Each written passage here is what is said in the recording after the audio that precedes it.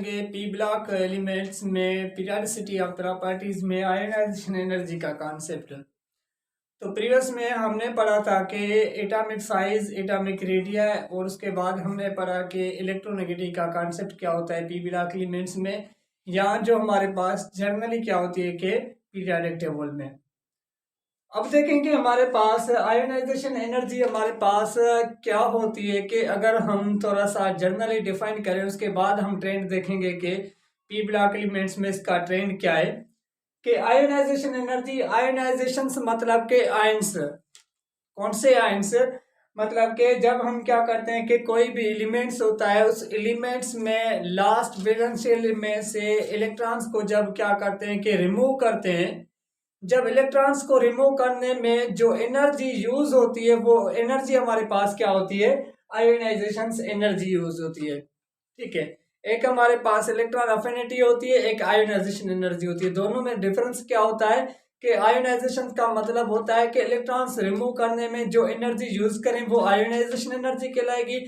जब हम किसी भी एटम में इलेक्ट्रॉन्स को ऐड करते हैं तो उसमें से जो एनर्जी रिलीज होती है वो एनर्जी क्या होती है कि इलेक्ट्रॉन अफिनिटी होती है। अब किस तरीके से, जैसे हमारे पास क्या है कि हमारे पास पी ब्लॉक एलिमेंट में से बोरान एलिमेंट से, अब बोरान एलिमेंट्स में हमारे पास का एटॉमिक नंबर क्या होता है कि 5 होता है। तो इसके जो हमारे पास फर्स्ट शेल में हमारे पास कितने इलेक्ट्रॉन्स होते हैं, 2 इलेक्ट्रॉन्स होते हैं। उसके बाद का जो सेकंड शेल होता है, सेकंड शेल में कितने इलेक्ट्रॉन्स होते हैं, 3 इलेक्ट्रॉन्स होते हैं।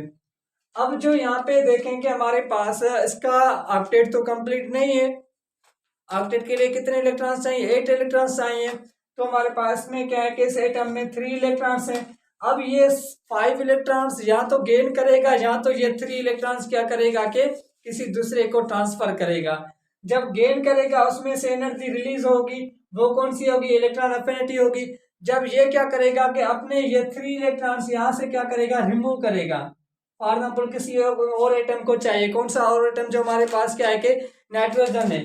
अब जो हमारे पास नाइट्रोजन है, नाइट्रोजन के पास कितने इलेक्ट्रॉन्स होते हैं, नाइट्रोजन के पास 5 इलेक्ट्रॉन्स होते हैं। टोटल कितने वैलेंस शेल में इलेक्ट्रॉन्स, इसके पास 5 इलेक्ट्रॉन्स होते हैं। अब नाइट्रोजन को 3 इलेक्ट्रॉन्स चाहिए और बोरान के पास क्या है कि अपने ऑक्टेट से क्या है कि 5 इलेक्ट्रॉन्स कम है।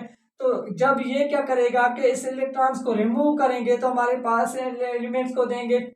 जब इस इलेक्ट्रॉन्स को रिमूव करने में जो एनर्जी यूज होगी ना, वो एनर्जी क्या कहलाती है कि आयोनाइजेशन एनर्जी कहलाती है। मतलब कि ionisation energy is amount of energy required to remove an electron from a gaseous state.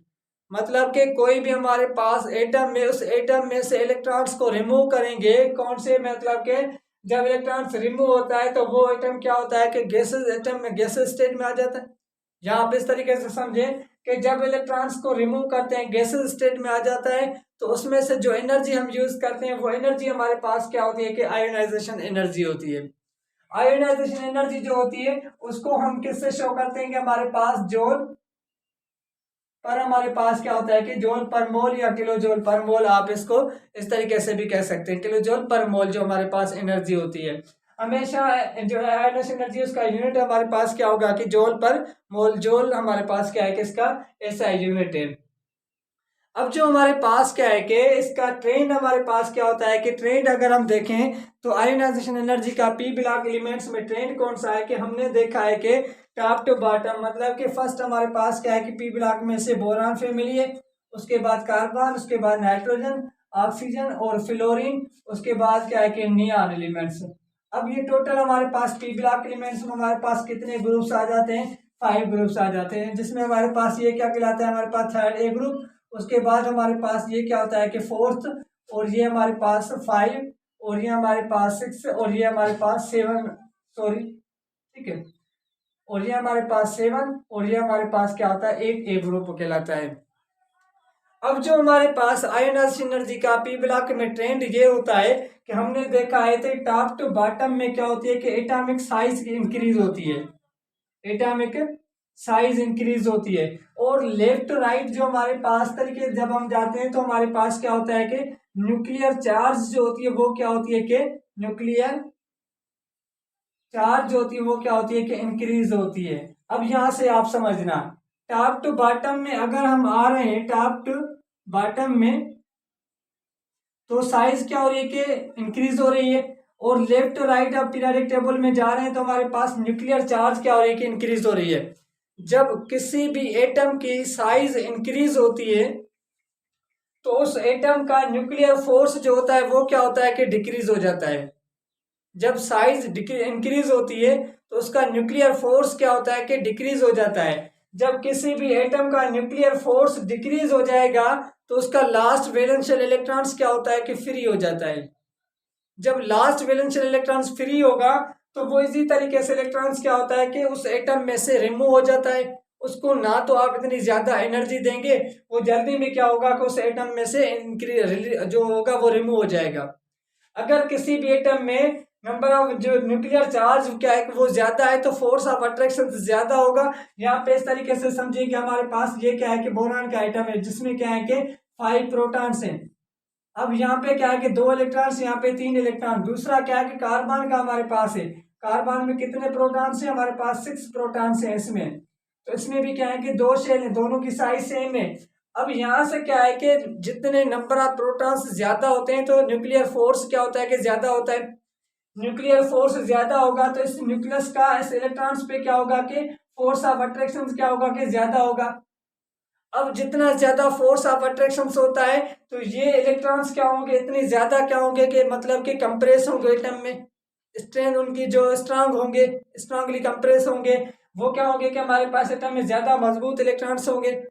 फिर इस इलेक्ट्रॉन्स को बाहर रिमूव करने के लिए हमें क्या चाहिए, ज्यादा एनर्जी चाहिए क्योंकि इसमें न्यूक्लियर फोर्स ज्यादा है। अगर न्यूक्लियर फोर्स ज्यादा होगा तो इलेक्ट्रॉन्स को रिमूव करने में ज्यादा एनर्जी चाहिए, फिर ये एलिमेंट्स में से इलेक्ट्रॉन्स क्या होगा कि रिमूव होगा।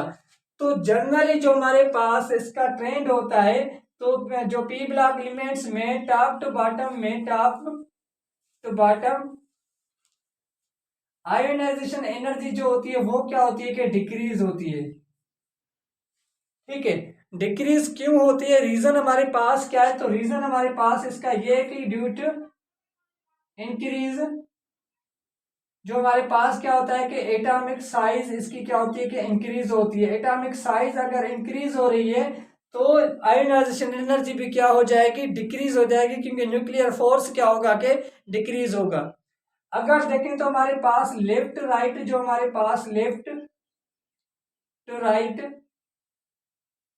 तो आयोनाइजेशन एनर्जी जो होती है वो क्या होती है कि इंक्रीज हो जाती है। इंक्रीज क्यों होती है, रीजन क्या है, क्योंकि न्यूक्लियर फोर्स क्या हो रहा है कि इंक्रीज हो रहा है। न्यूक्लियर फोर्स इंक्रीज हो जाएगा तो हमारे पास आयोनाइजेशन एनर्जी इतनी ज्यादा आप देंगे जनरली पी ब्लॉक एलिमेंट्स में। लेकिन हमारे पास जो ये हमारे पास बोरान फैमिली आती है, बोरान फैमिली में हमारे पास तरीके का ट्रेंड नहीं होता। बोरान के बाद हमारे पास एल्यूमिनियम, एल्यूमिनियम के बाद गैलियम, गैलियम के बाद इंडियम, इंडियम के बाद क्या होता है कि थेलियम एलिमेंट्स आता है। अब यहां से क्या होता है कि आयोनाइजेशन एनर्जी का बाकी सब ग्रुप में ट्रेंड सेम होता है, लेकिन जो हमारे पास जस्ट ये ग्रुप होता है इस ग्रुप में हमारे पास आयोनाइजेशन एनर्जी का ट्रेंड जो होता है वो रेगुलर ही नहीं होता। रीजन क्या है, क्या इसमें प्रॉब्लम आता है, प्रॉब्लम ये आता है कि जो हमारे पास ये एलिमेंट्स है अब टॉप टू बॉटम यहाँ तक तो डिक्रीज होती है, बोरान की ज्यादा होगी, एल्यूमिनियम की क्या होगी कि हमारे पास कम होगी क्योंकि एल्यूमिनियम की साइज ज्यादा है। लेकिन जैसे ही हमारे पास ये एलिमेंट्स स्टार्ट होते हैं कि हमारे पास तो यहाँ से क्या होती है कि आयोनाइजेशन एनर्जी क्या होती है, इंक्रीज हो जाती है। अब वो इंक्रीज क्यों हो रही है, आपने देखा है कि यहाँ से हमारे पास क्या हो गया है कि डी ब्लॉक एलिमेंट्स और एफ ब्लॉक एलिमेंट्स क्या होते हैं कि स्टार्ट होते हैं। अब जैसे ये ब्लॉक वाले एलिमेंट्स स्टार्ट होते हैं तो इसमें हमने एक और कॉन्सेप्ट पढ़ा था शील्डिंग इफेक्ट का, कि शील्डिंग इफेक्ट हमारे पास क्या होता है, इस न्यूक्लियस का फोर्स लास्ट वैलेंशियल इलेक्ट्रॉन्स तक ना पहुंच पाए। क्यों, क्योंकि हमारे पास यहाँ से जो इलेक्ट्रॉन्स होते हैं वो क्या करते हैं कि शील्ड बना देते हैं, तो लास्ट वैलेंशियल तक इलेक्ट्रॉन्स नहीं पहुंच पाता, वो हमारे पास क्या होता है शील्डिंग इफेक्ट कहलाता है। लेकिन वो जिस एटम में हमारे पास शील्डिंग इफेक्ट ज्यादा होगा उसकी आयोनाइजेशन एनर्जी क्या होगी, बिल्कुल कम होगी। अब यहाँ से क्या होता है कि जैसे ये ब्लॉक एलिमेंट्स स्टार्ट हो जाते हैं तो शील्डिंग इफेक्ट क्या होता है कि पुअर हो जाता है इन एलिमेंट्स का, जिसकी वजह से इनकी क्या होती है कि आयोनाइजेशन एनर्जी इंक्रीज हो जाती है। डिक्रीज होने की वजह, डिक्रीज नहीं होगी, इंक्रीज और हमारे पास हो जाएगी। तो यहाँ से क्या होता है बाकी सब ग्रुप में top to bottom decrease, left right increase, लेकिन इसी ग्रुप बोरान फैमिली में क्या होती है कि टॉप टू बॉटम में यहाँ इन तो 3 एलिमेंट्स की क्या होती है कि इंक्रीज हो जाती है क्योंकि पुअर शील्डिंग इफेक्ट होता है। पुअर शील्डिंग इफेक्ट की वजह से न्यूक्लियर फोर्स जो होता है वो इंक्रीज होता है, जिसकी वजह से आयोनाइजेशन एनर्जी भी इनकी क्या होती है कि इंक्रीज हो जाती है। बाकी साथ में कॉन्सेप्ट क्या के सेम है। तो ये कॉन्सेप्ट था आयोनाइजेशन एनर्जी का। इंशाल्लाह हम नेक्स्ट लेक्चर में डिस्कस करेंगे जो हमारे पास क्या है कि और पीरियोडिक प्रॉपर्टीज हैं। उसके बाद हम बोरान फैमिली के जो कंपाउंड्स हैं उसके बाद इसमें जो भी लेक्चर्स आते हैं। तो अगर आपने हमारे चैनल को सब्सक्राइब नहीं किया तो आप सब्सक्राइब करें और अपने दोस्तों के साथ शेयर करें। थैंक यू, अल्लाह हाफिज़।